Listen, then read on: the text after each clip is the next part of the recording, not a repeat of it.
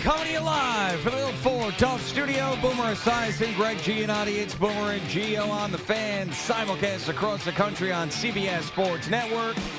And wherever you are in the free Odyssey app. Good Tuesday morning. It was 75 degrees at about 4:57 this morning. And that is a really good thing. Makes it a lot easier to get up and have no Knicks, no Rangers, no nothing anymore except, of course, baseball, and we approach football coming up in a couple of months. We know that the Mets are dead, but the Yankees in the midst of something special. And I never thought I would say this, and over the last couple of months, I'd hear Al say in the warm-up show, you know, we focus too much on these championships. And I always disagreed. I was like, well, that's the only thing I haven't seen was a championship. Like, I really want to see a championship. That's why I'm still watching sports.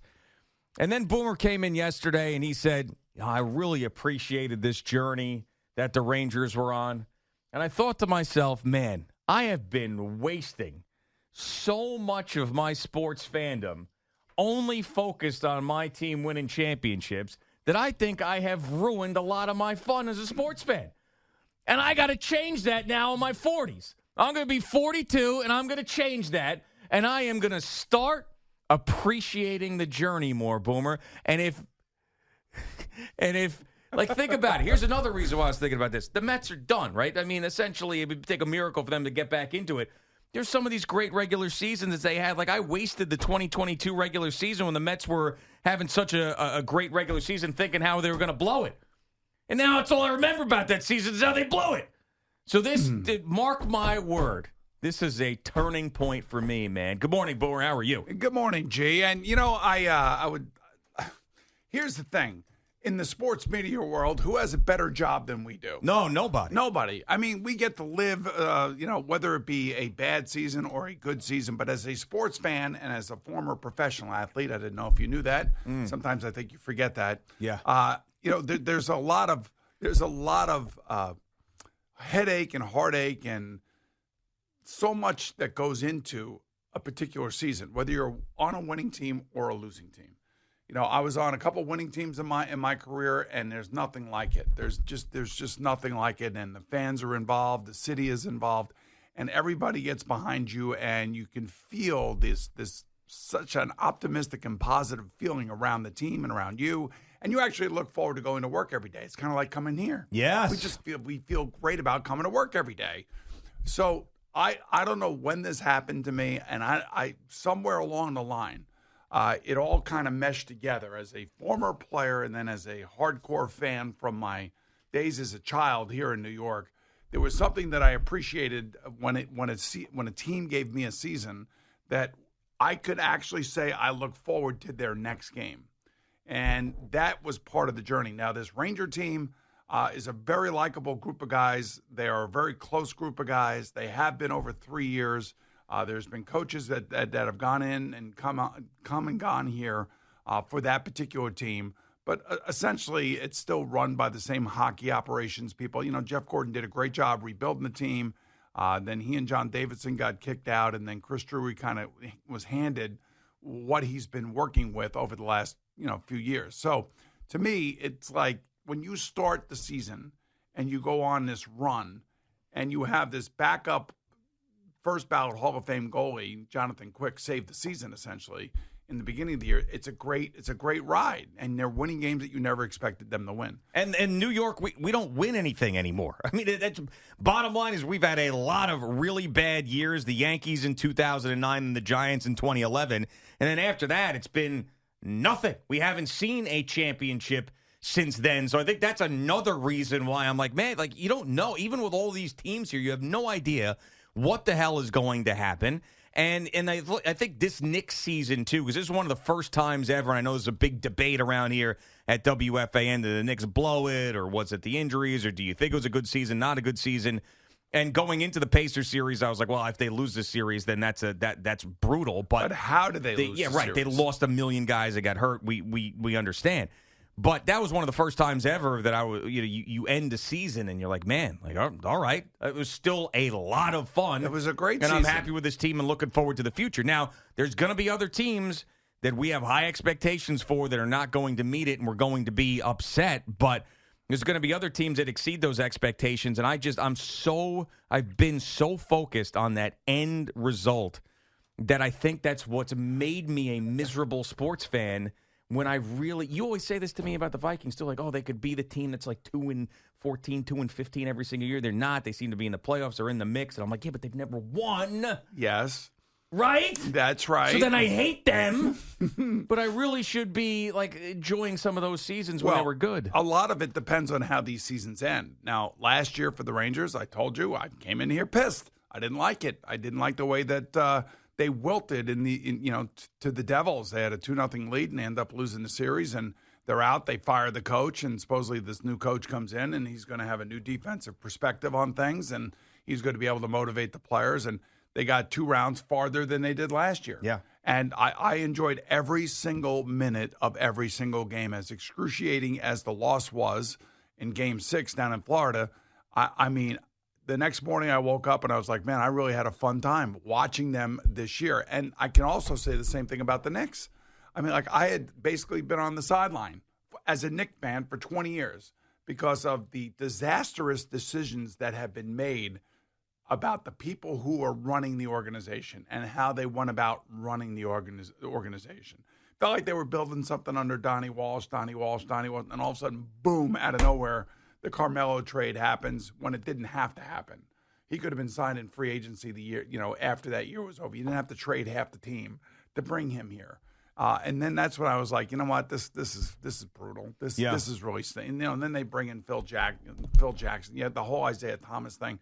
So finally, they have some stability at the top of their organization. And even though I'm not happy about Leon Rose not being available more to the media to speak to his fans or the fans of the team, I do respect the way that he's gone about rebuilding this team. And he's put a collection of guys together that it's easy to root for. I mean, they play hard. They may not be top 10 players. Maybe Jalen Brunson is now. But they play hard. They play defense. And I like the coach. And so why wouldn't I enjoy the journey with them? And I feel bad for them because of the injuries that they sustained through the playoffs that ended up knocking them out of the playoffs. So I enjoy that part of it. And I think Yankee fans are in the midst of that right now. And that's exactly where I was going with it. So you hear BT and Sal all the time, even one of the promos this morning when I was driving in, Yankees World Series or bust, World Series or bust. And listen, I understand that with Juan Soto here potentially for just the 1 year, that you got to capitalize on it as much as you can. But think about how well they are playing. And if you have that mentality of World Series or bust and this season means nothing unless they go to the World Series or win the World Series, then think about what has gone on so far. You've got 2 guys with historic numbers in Soto and Judge together. Aaron Judge might have another one of these 60 home run seasons. They have the best record in baseball. They've got the L.A. Dodgers coming into town this weekend, which is going to be just absolutely awesome. And if people are going to that game that are going to be watching all those stars on the field, are they going to be thinking about, wow, this is fun, but if they don't win the World Series, then this moment is going to be evaporated? See, I don't know about that. So, but here's the thing. Let me take you back to 2007 when Craig and I first started on WFAN. That was the year the Mets, lost a 7-game lead with 17 to play. Yep, with the Phillies. All right, so that was a disaster. That was also the same year that Eli rose from the ashes. Mm-hmm. That was a year where initially when we first started, probably in October of that year, we were getting phone calls, fire Tom Coughlin, get rid of Eli Manning. He sucks. Get rid of this person.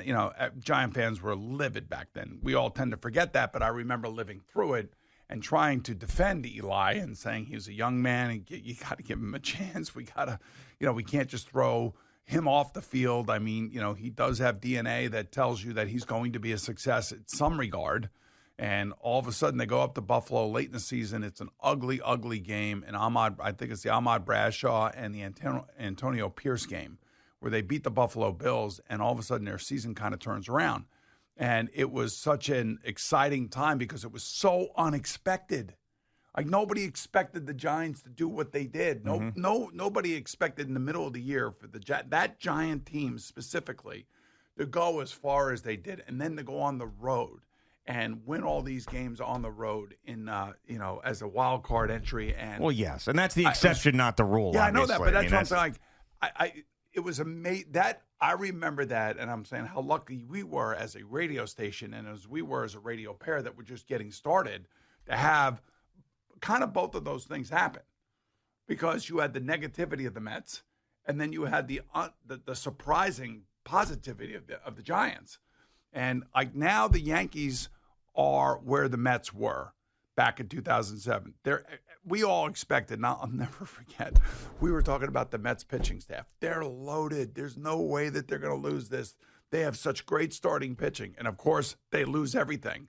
And then all of a sudden the Giants pick up the slack and go on this unbelievable run and go and win that Super Bowl that year. That was remarkable. And it was remarkable to be a part of that in real time on this station. And that's why I say, part of the beauty of being a sports fan is going on this journey with your team, especially if they're good. If they're bad, like the Mets are right now, and they're scuffling again, and it's amazing to me. You watch in the ninth inning, it's like they just want to try to give the game up. And last night it was Ottavino that tried to give up the game. Not that he tried, but unfortunately, his name's attached to the 2 earned runs that he gave up, and they end up winning by a run when they had a 3-run lead in the ninth inning. So it's the Knicks and the Rangers, the run that they went on, just being a part of that and feeling that amazing expectation that when you get to the playoffs, your team definitely has a chance to win a championship. And unfortunately, both teams came short. But I enjoyed the ride for both teams. Yeah, and I think another part of this, and the reason why I'm feeling this way this morning, is I think that I am resigned to the fact that I'm just not going to see it. Before my time on this earth is finished. What? I am not going to see a championship. It's just not going to happen. I know what's happening. I know what's happening here, guys. What? I know what's happening. What? So I think this correlates to something that you did yesterday. And, I asked you how your YouTube golf event went yesterday because you played over at Bally's Ferry Point, which used to be known as Trump Ferry Point. Right. And by the way, it's with the MGA and Kevin Klein, which is a sponsor here. Which is great. And also with the Golficity guys, big YouTube channel. But right. Yes. And I told you that golf course is a tough golf course. I love that golf course. I think Donald Trump did an unbelievable job building that golf course. It only took like 25 years to do it because of the stupid bureaucracies. Mm-hmm. You're welcome, Donald. But he built that golf course, and it's hard, just like his other golf courses are around here. They're all hard. Yeah, okay. They're all very difficult. But, I saw a photo of you with the silhouette of the Throgs Neck Bridge behind you. Yeah. And by the way, we in New York know how to build bridges. We do. We have majestic bridges. Mm-hmm. We don't have steel, rusty bridges. Beautiful bridges. Beautiful bridge. And there was a silhouette of you swinging, and it was just beautiful. But I know you had a really tough time on the golf course. So I think that part of this woe is me attitude about your sports teams, and I'm never going to win a championship, and I'm on the back nine of life. Wrong. No, I never said that. No. I never said back nine of life. I never said that. Okay. And I never said woe is me. But it feels that way. No. I didn't say it feels that way. It feels that way because I don't think you're totally listening to what I'm saying. All right? This is what I'm saying. I'm saying that this is a positive thing. I am turning over a new leaf. I no longer have any expectations of my teams. I did not hear new leaf. You had not said new leaf in the first 12 minutes. Turning over a new leaf. Well, I'm trying to explain it differently to you now. Turning over a new leaf. I no longer have any expectations about my teams winning a championship. It's like a new leaf on life. Peter Schwartz, by the way, did the overnight show this morning. I was driving in that last 4 minutes. He should have just started reading a book to the audience because that was a struggle. Anyway, so and I just want to enjoy the good times. And if there's bad times, then I'm just going to drop out. I don't care anymore. And I'm not going to get shamed by these fans and be like, oh, you're a bandwagon jumper. No. I can't have these teams that are out of my control making me feel like crap any longer. So when they're playing well, I'm enjoying the journey. When they're not, see ya. See you exactly. later. That's exactly. And we'll sit here and we'll talk about it, but I will be emotionally detached. Exactly. Yeah, I was about 35 when I came to that. Yeah, well, I'm going to be 42. I'm 7 years behind, but I'm there. I am there. Although I will tell you, though, it will. Not that I've experienced a championship, but I feel it's going to take away the ultimate high of a championship because you didn't invest So but I already did. This is what I'm Yes, saying. Like correct, I as spent did I. decades and decades and decades. And if, like, let's say, for example, the Mets win in the next 10 years, it won't be for that particular team for me. It'd be all those years that I was in there in Shea That's Stadium and watching all those guys. That's what it will be for. All those memories when I was a kid, that's what it'll be for. Maybe not that particular team in that time, whatever, but I put in the time. I already did. I put in the time. So now I just got to look at it differently. It's for my own well-being. That is the point. But no, yesterday had nothing to do with my sports. Well, That's a totally different situation. I know you struggled yesterday. Oh, but my God. Think about this, though. Yeah. 3 years ago, you actually picked up a golf. I want to say like 4 or 5 years ago, you were on the driving range at Glen Oaks during my golf tournament with Al Dukes and Jerry Recco. Do you remember that? I do remember that, yes. And I'd never swung a club in my life, and I missed the ball several times. Right, yes. exactly. And then didn't pick another one up until April of 2022 with you at West Sayville. Exactly. And here you are, 3 years later, a YouTube golf sensation. I don't know about sensation. That is amazing. They're going to have a lot of editing to do, man. I'm telling you. They're not going to make you look bad. No, right. Well, that's why they're going to have a lot of editing to do. I mean, I think finally my drive on 18 goes, all right, we got something that made the final cut. It was rough, man. It was funny because, first I'm thinking first shot, the camera that's here, there's a camera here, there's a camera here. Top the first drive, second one I put on the cross Bronx. I'm like, okay, well, just go. Cross Bronx. Let's just go. Let's just pick it up and let's move. Let's keep moving. It's a long day. But I got to say, it's really that 18th hole over there coming back towards the Throgsneck Bridge. It's all very beautiful. It is, and then you see the city in the background. It's very, very picturesque. That Ferry Point, as tough as it was with the fescue, it is gorgeous, and it's a public golf course here in New York, which is just awesome that we have that at our disposal. Yeah, right. Here. It's expensive to play it, but then again, everything's expensive. That's right. If you listen to Al Dukes, he'll tell you. Especially everything's expensive. Right, especially in this area. All right, Boomer and Gio on the Fan at CBS Sports Network. That's the weather for you. It's brought to you by H.L. Gross Jewelers. Shop H.L. Gross in Garden City or at hlgross.com. Partly cloudy today with a high of 79. It's 65 right now in the city. Now, I'm looking at a picture of Jason Kidd on the ESPN website right now. Yeah. He looks like Al Dukes. I know. He's starting to look like Al Dukes. Yeah. Right? Look at that. I know. I think Ryan Hurley said the same thing recently in a group text of ours. Yes. He's morphing. Jason Kidd's morphing into Al or vice versa. Oh, maybe I didn't see that group text. Yeah. Maybe that's like another thing that I don't need to be on.